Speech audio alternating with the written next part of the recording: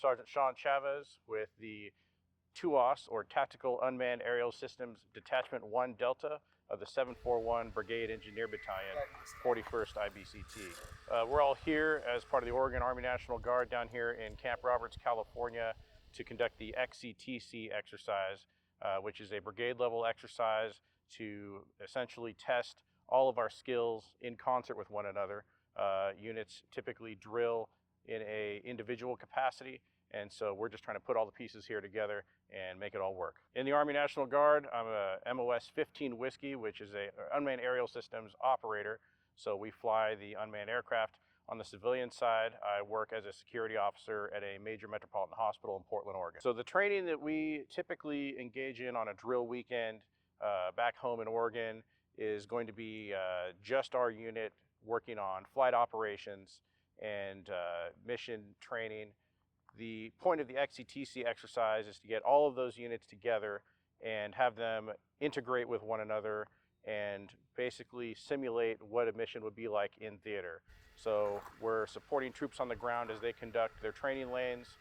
There'll be infantry units reacting to contact, and then we'll have the Shadow UAS overhead providing support, whether that be for reconnaissance, calls for fire, or overwatch. This exercise has provided the opportunity for us to work directly with the units that we would be supporting and working with in theater, as opposed to our normal operations where we're just working on flight operations as a detachment.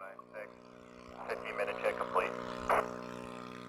And so I've had a lot of face-to-face time with the collections and military intelligence personnel that we would be providing our reconnaissance information to, and basically getting an overall picture of how it all works together at the battalion and brigade level. For anybody who's interested in doing this job, either as a 15 Whiskey aircraft operator or a 15 Echo aircraft maintainer, it requires months of schooling at an MOS school in Fort Huachuca, Arizona. It's a very technical and high-skilled position. It's very high demand and has a lot of job opportunities and prospects in the civilian world outside of the military.